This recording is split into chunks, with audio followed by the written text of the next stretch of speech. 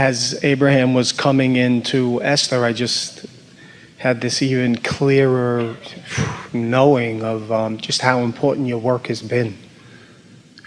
Well, we are all calibrating to this being of who we really are. And so anytime you allow your vibration to rise like that, it's a good feeling, yeah. You know, I feel like, I don't know how many years ago it was, but I don't know, I just feel like you took a chance on me when you called me to the hot seat, because I was teeter-tottering, and oh, I feel so great. I feel so great, and it's so great to be here.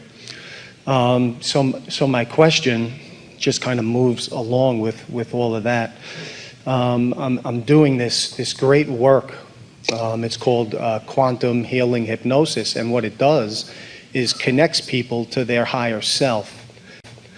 And what I'm seeing is for those like all of us and many that are aware of vibration and wanting to feel good, that connection is giving people this understanding and knowing how everything that has happened in the past, if it's a past life, if you believe in that, or in this life, has been perfect, really, has been perfect. And in that true knowing of all of that creating this very moment right now, it's I'm seeing and being the practitioner, just having these conversations with people's higher selves, it's also helping me to just be so comfortable because of that understanding that's just getting more and more, that everything that's led us to this point is orchestrated by the universe. It's nice when you get to that place of knowing, and it's not as nice before you get there. Yes. And you being there doesn't necessarily make anybody that's listening to you know that. In other words, we talk about that from time to time, that as Esther stands on the stage and allows us to address you, and you're looking at this from your vantage point, as we were discussing with our friend earlier, whatever that vantage point is, Esther could look like someone who's just really sure of what she's talking about and really stubbornly holding to this opinion, and so giving a coherent presentation which from your point of view could just be another opinion which you can take or leave, or take some of and leave some of. In other words, we get how that might feel to you. But as we help you to at least entertain the idea that you're more than your physical body and that there's another point of view within you, and we encourage you to do some things like quiet your mind so that you stop your pattern of resistance, like that woman did while she was sleeping. But the problem with letting your resistance rise while you're asleep is it doesn't do anything about what your pattern of thought is when you wake up. Where if while you're meditating you allow your vibration to rise, now when you come out of meditation it's still in that higher perspective, so that then what you attract can be more acknowledged by you. So what we're getting at is, if we can encourage you in a convincing way to set time aside to quiet your mind, and as you quiet your mind you allow your vibration to rise, and then with that higher vibration you begin to receive impulses or thoughts that feel good and compelling, so you follow through on them. You make the phone call that you thought of, or you get up out of your chair and you get in your car and you go to the place that you were inspired to go, and something happens that leads you to something that leads you to something. When you put all of that together, then you have a personal experience where you have deliberately allowed your vibration to rise, and you are seeing immediate benefits of it having risen. It's not just an opinion now, because words don't teach. It's a personal experience. So we're talking a lot these days about You can stumble into a situation where you're having a knee-jerk response to it, but then it's sort of really pretty much too late to do anything about it in that moment, because you've already had your knee-jerk response, you've already got your resistant vibration underway, and it really takes quite a bit of focus to pivot your way out of that. You could do it if it's not a very important thing, but if it's an important thing and you have a knee-jerk response to it, you're probably not going to pivot your way out of it. You're not going to just change the thought or find a thought that feels better because there's enough momentum going in your response. But if you have meditated that day or segment intended that day, we'll talk about that as we're moving forward. In other words, if you have been in a moment where you have identified how good you feel and how blessed you are and how wonderful your world is and how responsive the universe is to you, and now you're allowing the momentum, as you spoke so well, all of that momentum of all that's come before, propel you into this next moment in a state of well-being, then you could be of such a sincere and calibrated vibrational point of attraction that you may not even notice the bump in the road. That's how well prepared you are for it. And so some of these things, like hypnosis or meditation or segment intending, it is a way of getting out ahead of it. We want everyone to want their inner being to be the influencer of them. A very well-meaning person could guide you into expecting your well-being, and we trust that that's what you're doing for others. And we know it for sure because when you tap into their inner being, then you are making that signal maybe more approachable by them. But we're all talking about the same thing. It is raising vibration, and we don't want to give anybody the impression that they need to go to someone else in order to have their vibration adjusted.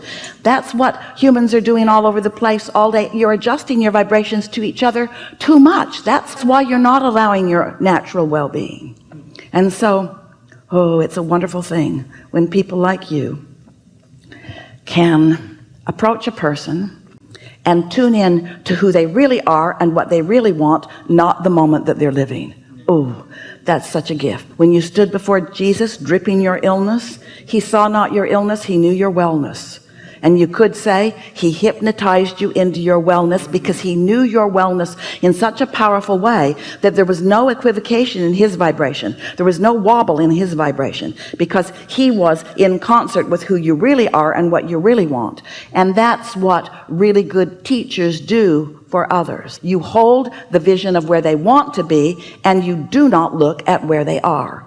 But let's talk about why you might look at where they are, because this is why it is so important for you to do your own practicing of your own tuning, identifying, isolating, and calibrating to your own higher frequency. Let's go back to the example we began with here today.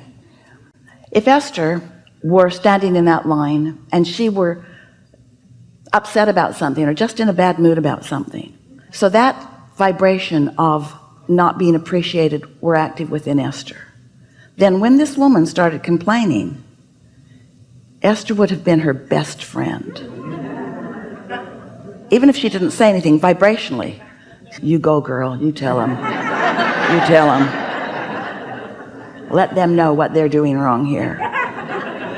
And so without even knowing it, you are in essence joining forces either with the cooperative components of your inner being or something else. We like to say, what influence are you under? Are you under the influence of your own source energy?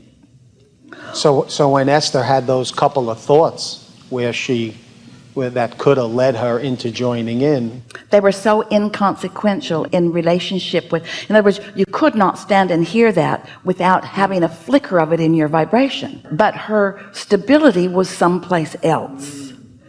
We're asking you to practice your stability so that you can find it easily. There's a phrase that you use in your physicaldom, and it's called giving people the benefit of the doubt. You know the phrase. Well, if you are giving your well-being the benefit of the doubt, if you're giving yourself the benefit of the doubt, if you're giving others the benefit of the doubt, then that means you are always reaching for your and their highest good. The benefit of the doubt, in our verbiage, we would be meaning you are leaving the doubt out. You are looking for the benefit. You are allowing yourself vibrational alignment with wanted, not unwanted. And so it's an interesting thing as you move about this world with others and as you want to assist them in a higher vibration. And your process is a good one. You find vibrational alignment with well-being. You know it unequivocally. You focus upon them with a relentless knowing of their well-being. Did we say to you yet today that one who's connected to your own inner being, to this stream of pure positive energy, is more powerful than millions who are not? When you think about your inner being, who is aware of everything that you've been asking for long before this moment in time, even long before this lifetime in time, there is a powerful point of attraction of well-being on your behalf that, if you'll just relax and allow it, well-being will be your constant experience, you see. But as humans, you get so smart about this. You weigh the pros and the cons and the pluses and the minuses, and you try to figure out what everybody else is thinking.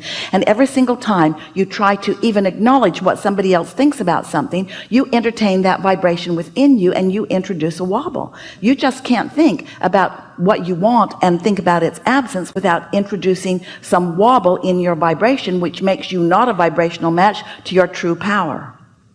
So we want to introduce into this conversation two phrases, and we want you to feel them deeply, and we want you to recognize the difference between the two. The awesome power of non-resisted thought. Sit with it. The awesome power of non-resisted thought.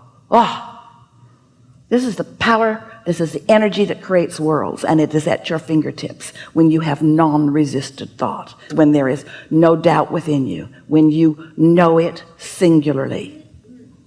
Now we want you to feel this phrase, the awesome pleasure of non-resisted thought, because the pleasure of non-resisted thought is as powerful. But when you're looking for the pleasure of it rather than the power of it, when you say the awesome power of non-resistant thought, it's like, I've hooked in and now I'll fix that.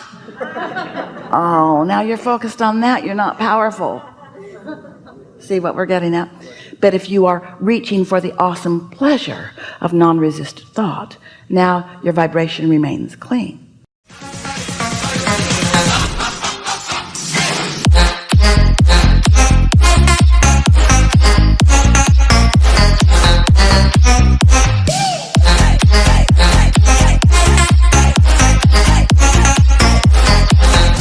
This